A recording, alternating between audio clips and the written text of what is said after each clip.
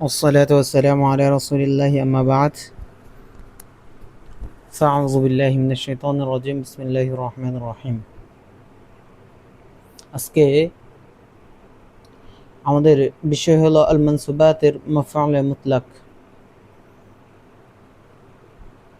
মাফআলে মুতলাক জানার আগে মানসুবাতটা কি সেটা আগে জানা জরুরি। আরবি ব্যাকরণে যে সমস্ত পদের শেষ অক্ষরে জবর বা নসব হয় তাদেরকেই বলা হয় মানসুবাত। তাদেরকে বলা হয় কি? মানসুবাত। মাফউলে মুতলাক হলো এই মানসুবাত বা জবরযুক্ত পদগুলোর একটি প্রকার। মাফউলে মুতলাক হলো মানসুবাত বা জবরযুক্ত পদগুলোর একটি প্রকার। তো মাফউলে মুতলাক কাকে বলে এখন আমরা জানব। মাফউলে মুতলাক এটি এমন একটি বিশেষ্য বা নাউন বা এসএম যা বাক্যের ক্রিয়াকে ভার্বকে আরো স্পষ্ট ও জোরদার করতে ব্যবহৃত হয়। যেমন নামাল তফলু নাওমান, ছেলেটি খুব ঘুমালো বা ঘুমের মতন ঘুমালো। এটা হলো মাফউলে মুতলাক। তারপরে জালাস্তু জিলসাতাল মুআজ্জাফি, আমি অফিসারের মতন বসলাম। নাজরতু ইলাইহি নাজরান, আমি তার দিকে একবার তাকালাম। এরকম বোঝাবে। উদাহরণ বিশ্লেষণ আরেকটু যদি বিশ্লেষিতভাবে বিশ্লেষণ করা হয়, যেমন নামা তফলু নাওমান, শিশুটি খুব ঘুমালো। এখানে মূল ক্রিয়া হলো নামা, সে ঘুমালো। মূল ফেল হলো কি? নামা, সে ঘুমালো। এর ঠিক পরেই একটি শব্দমূল থেকে কি আসছে? শব্দমূল থেকে তৈরি আরেকটা শব্দ আসছে নাওমান। এটি ব্যবহার করার উদ্দেশ্য হলো শিশুটি যা সাধারণ ঘুম নয়, শিশুটি যে ঘুমটা ঘুমাইছে সেটা যে সাধারণ ঘুম নয়, মানে খুব একটা গভীর ঘুম ঘুমাইছে, সেদিকে তাগিদ করে দেওয়া হয়েছে বা জোর দেওয়া হয়েছে। তারপরে দ্বিতীয়টা যদি দেখো, আমি অফিসারের মতন বসলাম। এখানে মূল ফেয়াল হলো জালাস্তু, আমি বসলাম। এরপর জিল সাতা শব্দটি এসে বসার ধরন বা প্রকার বুঝিয়েছে। অর্থাৎ আমি কিভাবে বসেছি অফিসারের মতো, অফিসার যেভাবে বসে সে কায়দায়, একে বলে প্রকার বা ধরন। তারপর 3 নম্বরে আমি তার দিকে একবার তাকালাম। এখানে মূল ফাইল হলো নাযরতু, আমি তাকালাম। এরপর নাযরাতান শব্দটি যুক্ত হয়ে বোঝানো হচ্ছে যে সে তাকানোর কাজটি কতবার করেছে। এখানে একবার বোঝানো হচ্ছে, একে সংখ্যা প্রকাশ করা বলে। তো এখন যাই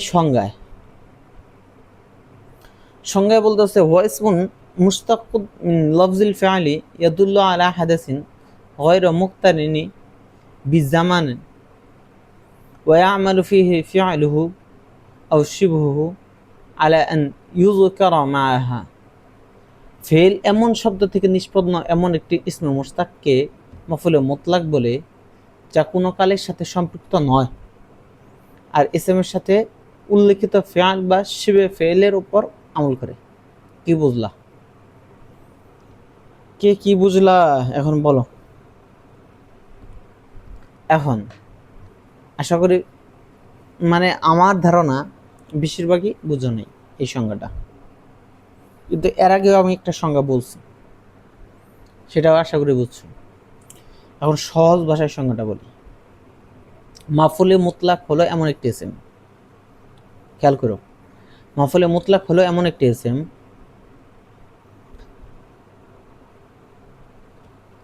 যা বাক্যের মূল ফেল যে আছে ওই ফেল থেকেই তৈরি হয়।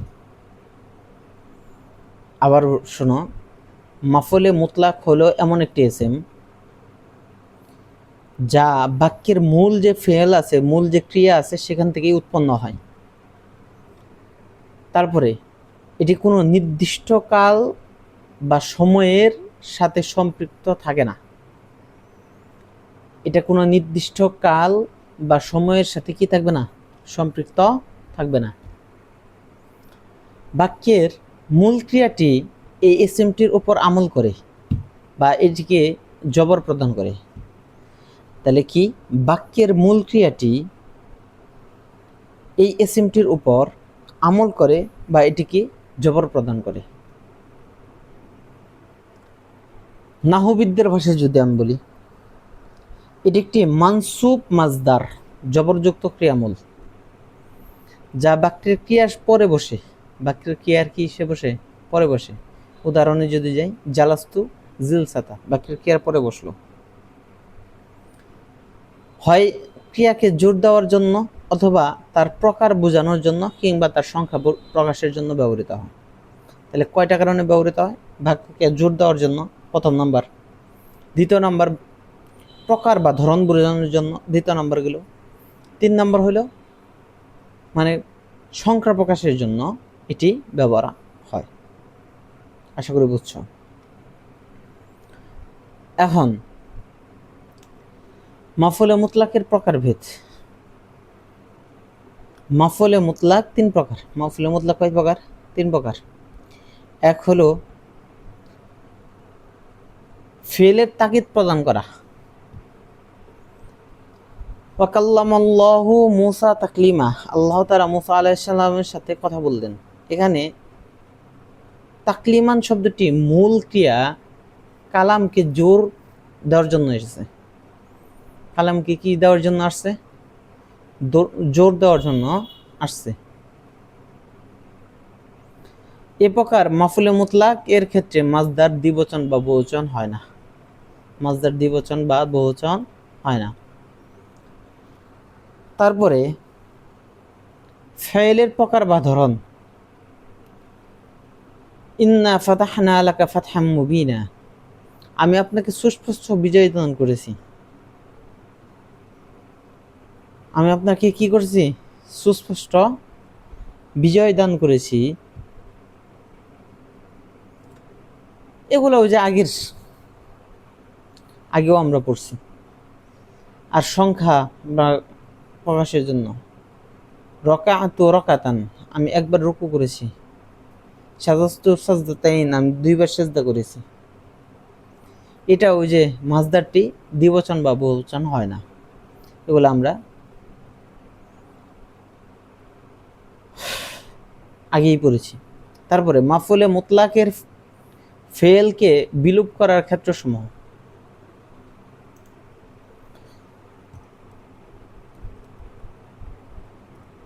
বিলুপ করার ক্ষেত্রসমূহ।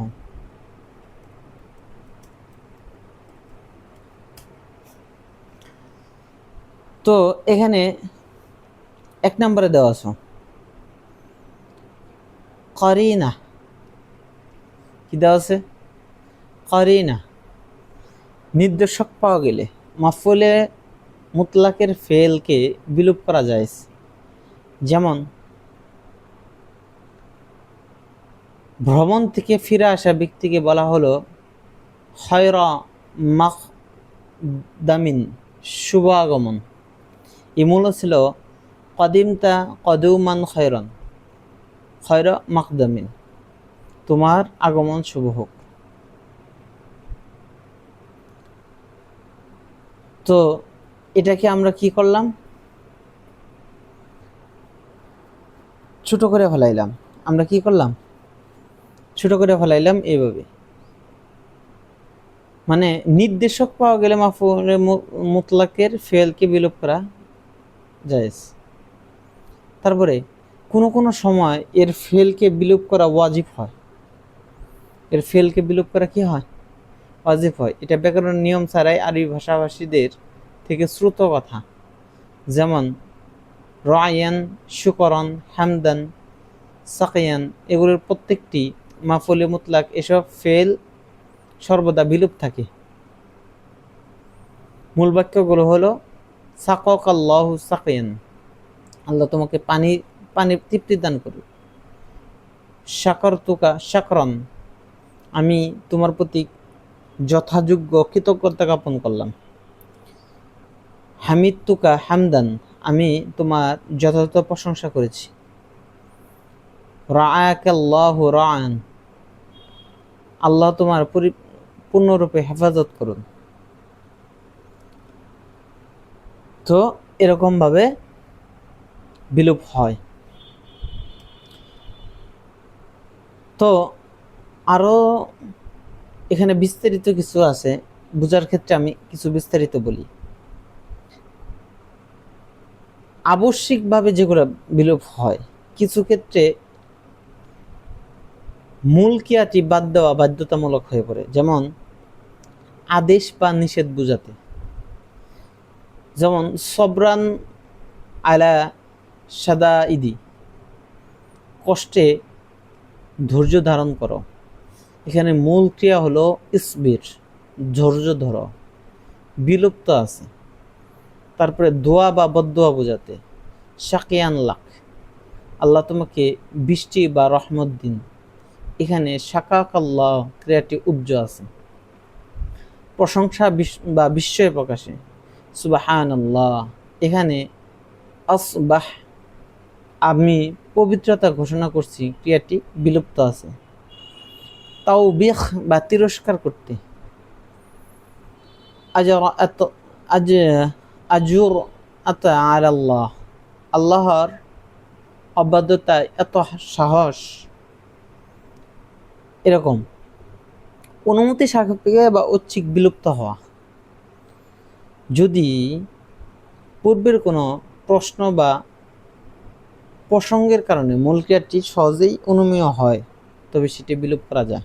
যেমন কেউ যদি প্রশ্ন করে তুমি কেমন ভ্রমণ করলে,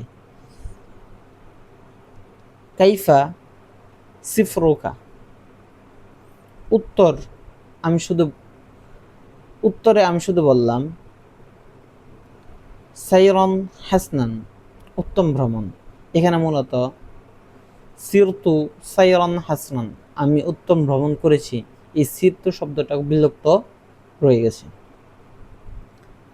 তারপরে মাফুলে মুতলাক নিজে বিলুপ্ত হওয়া,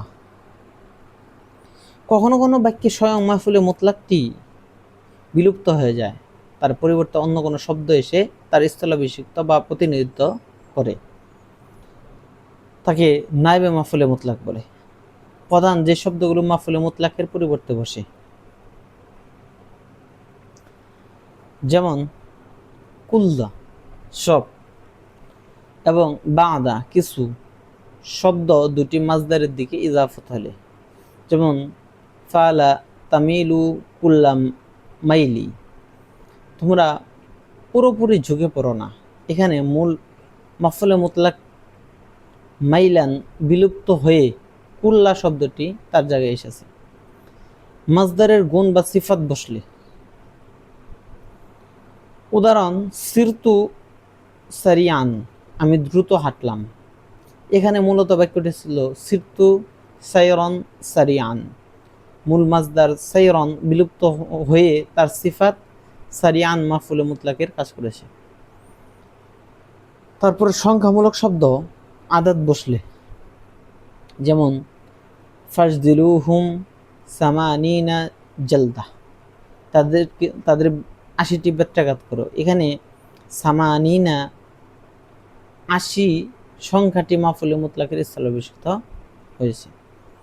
ইশারা বা নির্দেশ সর্বনাম বসলে, উদাহরণ জনান্তু জালিকা জন্না, আমি সেই ধারণাটাই করেছি। এখানে জালিকা শব্দটি নাইবে মাফুলে মুতলাক হয়েছে।